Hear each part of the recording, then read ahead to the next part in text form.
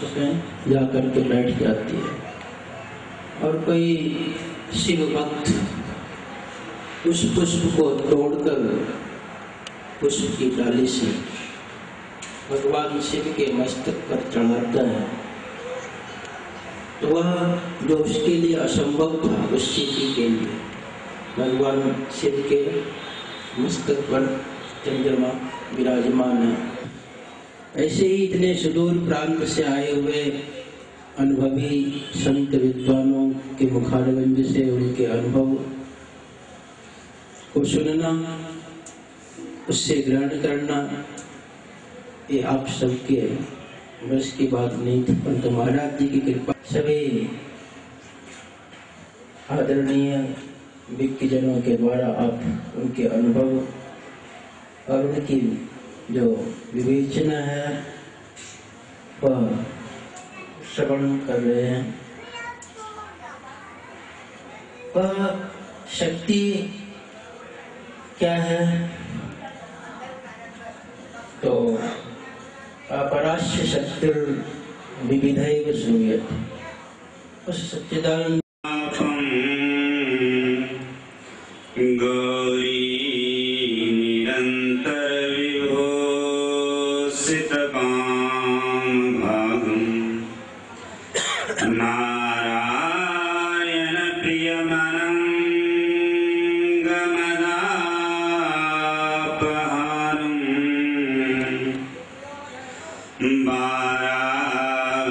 वाराणसीपुरपतिं भज विश्वनाथं मधुर मधुर नाम सीताराम सीताराम मधुर मधुर नाम सीताराम सीताराम मधुर मधुर नाम सीताराम सीताराम मधुर मधुर नाम सीताराम सीताराम सीताराम सीताराम सीताराम सीताराम सीताराम सीताराम। बोलो प्रेम से सच्चिदानंद भगवान की जय।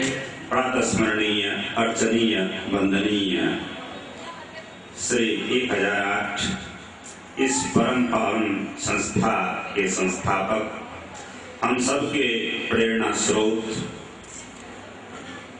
स्वामी बाल योगी जी महाराज, उनके चरणों के अंदर अनंत कोटि नमन। प्रातः स्मरणीय अर्चनी वंदनीय श्री 1008 आचार्य गृह पर विराजमान हमारे समाज के महामंडलेश्वर जी महाराज, उनके चरणों में अनंत कोटि नमन।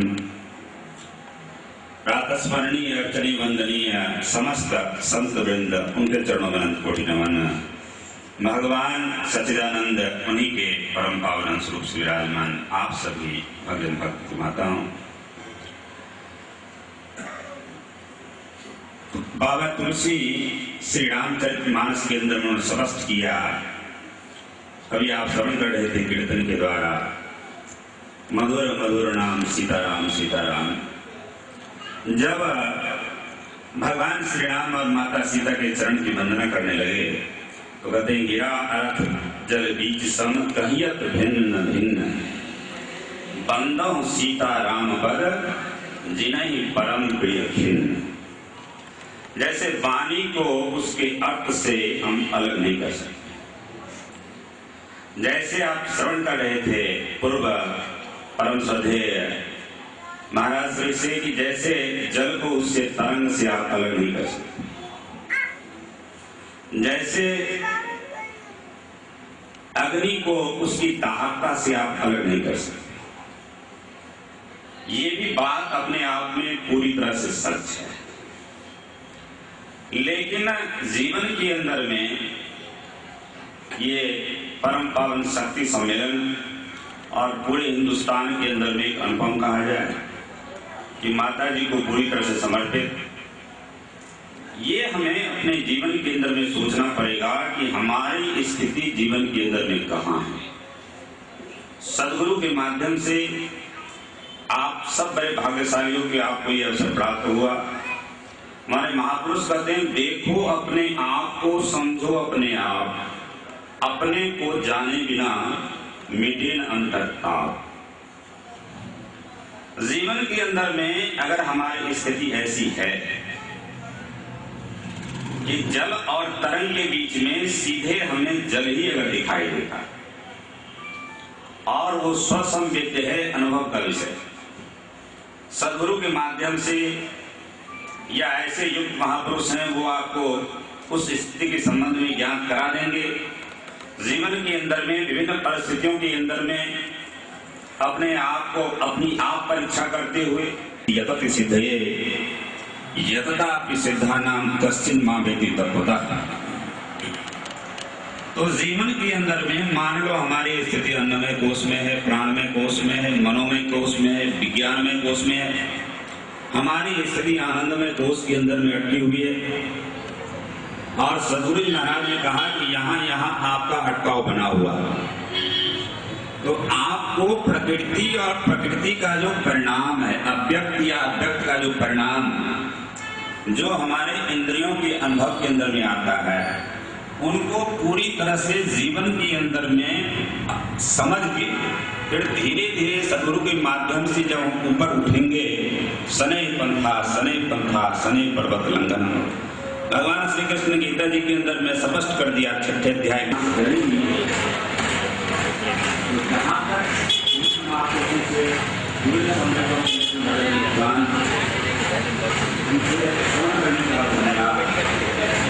जब तक माया शक्ति का सहारा हो जाए, कर्म सदा से रखवाई जिन बालक राखे मन।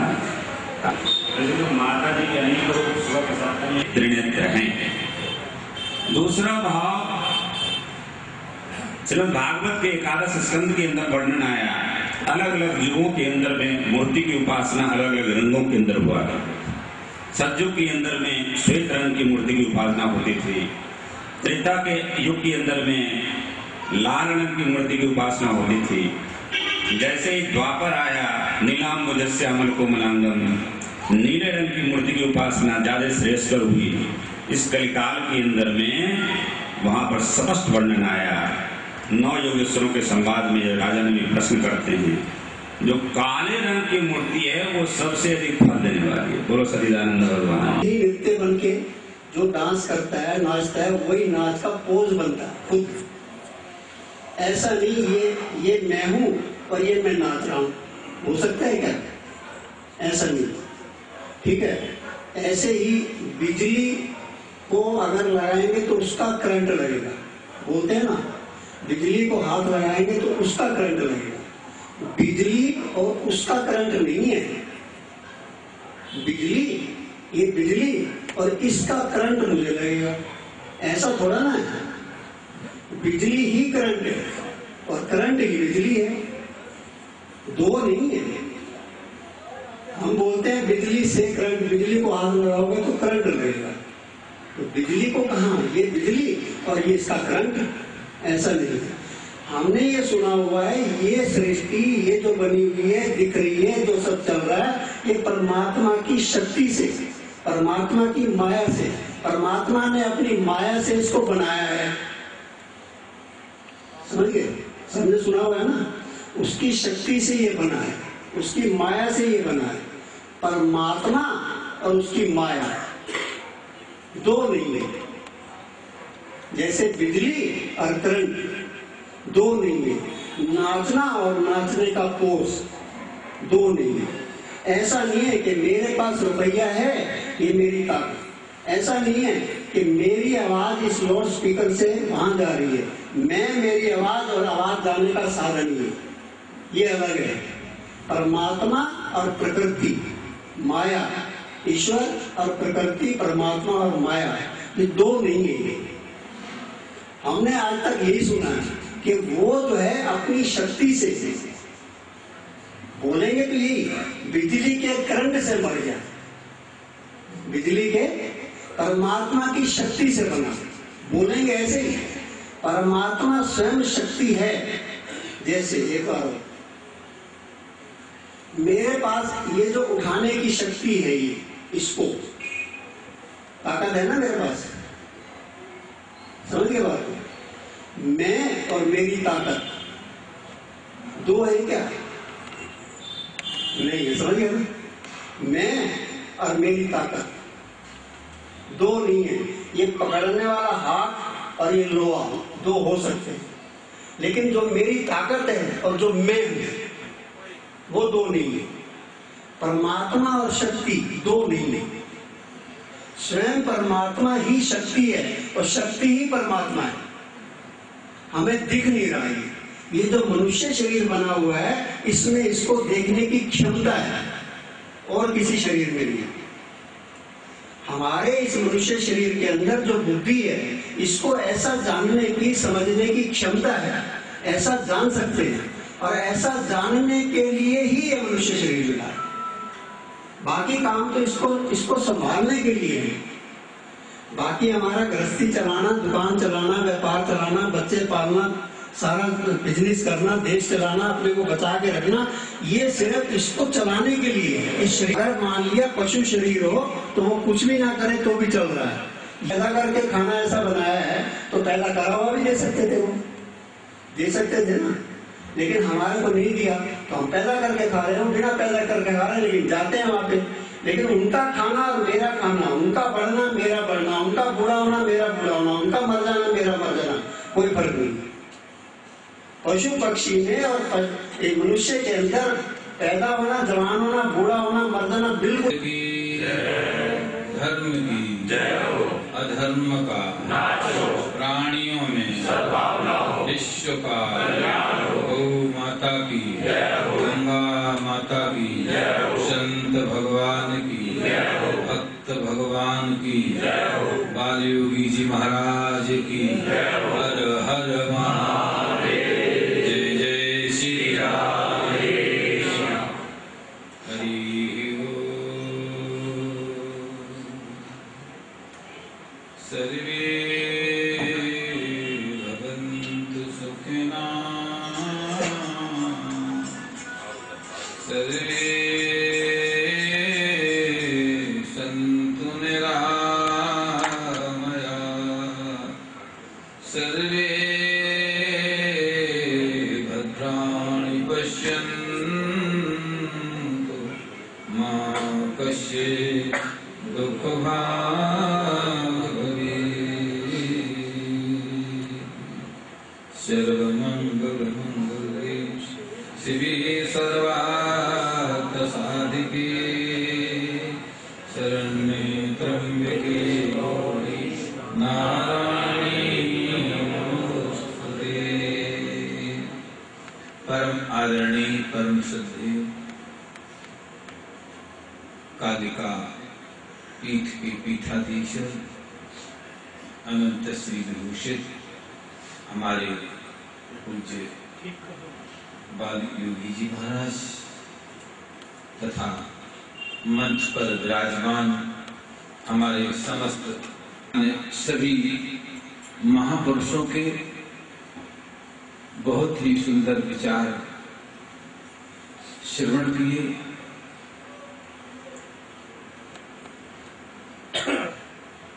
इधर से विवेचना करूं तो वक्तव्य हो रहे थे कि ब्रह्म सत्ता अतिरिक्त सत्ता कर्ता भाव, ब्रह्म की इस सत्ता के अतिरिक्त किसी की सत्ता नहीं है और एक ही है।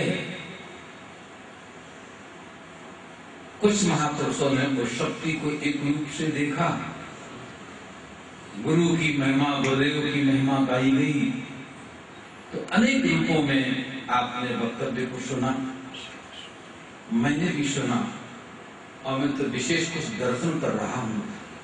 मैं आपको दिल की, हृदय की बात कह रहा हूं। महाराज श्री, मैं बहुत से मंचों पर जाता हूं, लाखों की संख्या में भी बोला हूं। आप यथार्थ समझना, इस प्रकार की शांति हमने कहीं नहीं देखी, कहीं नहीं देखी किसी मंच पर। और ऐसा मैंने संकेत भी कहीं नहीं देखा कि महाराज श्री चुप बैठे हैं, और ऐसे के अलावा कुछ नहीं करते हैं, और केवल भक्त एक संकेत में ही सब कुछ समझ जाते हैं कि मेरे गुरु महाराज क्या कह रहे हैं। मुझे लगता है संत का परिचय शब्दों में नहीं होता है, ध्यान देना। संत के चरणों में बैठो और आपको शांति मिलने लग जाए, आपके मन में सुकून आने लग जाए, आपकी समस्याओं का समाधान बिना कहे होने लग जाए, तो समझना कि हम सच्चे संत के चरण में बैठे हैं। और मैं आपको दिल से कहूंगा कि आपने सच्चे संत का आश्रय लिया। एक कंकड़ भगवती गंगा की गोद में गिरता है, जब वो गिरता है तो कंकड़ होता है। गौमुख पर देखी कितना ऊंचा पहाड़ होता है, उस शिखर से एक कंकड़ गंगा में गिरता है, कितना प्रबल प्रवाह उस गंगा का होता है, और वो दोनों किनारों की ठोकरें खाते खाते वो पत्थर, वो कंकड़ जब लुढ़कते लुढ़कते हरिद्वार पहुंचता है, तो वो कंकड़ नहीं रह जाता है, वो शंकर बन जाता है, वो शंकर बन जाता है। मैं समझता हूं इस कालिका मंदिर जैसी इस भगवती की धारा जो प्रवाहित हो रही है, भक्ति की, प्रेम की, ज्ञान की, महाराष्ट्री की, ये जो गोद आपको मिली है, मैं समझता हूं कि उस कंकड़ की भांति आप भी शंकर बन रहे हो, और कुछ देर में बन जाओगे यदि ऐसे ही लुढ़कते रहे लुढ़कते रहे तो मैं तुमको विश्वास दिलाता हूं कि आप शंकर बन जाओगे, शंकर के रूप बन जाओगे। बहुत अच्छी बात है, बहुत सुंदर बात है, बहुत अच्छा लगा। एक शिल्पी होता है, छेनी हथौड़ी पत्थर को काटता है, काट के वो शिल्पी उसके अंदर भगवती अष्टभुजी मां दुर्गा का स्वरूप कर देता है। ध्यान देना मेरी बात पर। आप उसकी आरती गाते हैं। मैं दिल की उस बात करना चाह रहा था लेकिन कह नहीं पाऊंगा। आज मैंने आरती में जो दर्शन किया है, जो बात कहने जा रहा हूं उससे थोड़ा पहले समय रहते बात करूंगा उस संदर्भ में। वो शिल्प उसे काटता है और काट के उसमें अष्टभुजी मां दुर्गा को प्रकट कर देता है। वो पत्थर ऊपर खावर टेढ़ा मेढ़ा था। ध्यान देना, उसकी आरती होती है, आप आरती उतारे, सैकड़ों भक्तों ने आरती की। ध्यान देना, उसी का आधा टुकड़ा काटा गया, चीर करके बाथरूम में लगा दिया गया, शौचालय में लगा दिया गया, फर्श पे लगा दिया गया। एक की आरती गाई जाती है और एक पैरों को चला जा रहा है तो उसी मांस का, है तो उसी खान का। खान एक है पर एक पर जूता चप्पल पहन के चलते हैं और एक की आरती उतारते हैं। बोलो इतना अंतर क्यों है?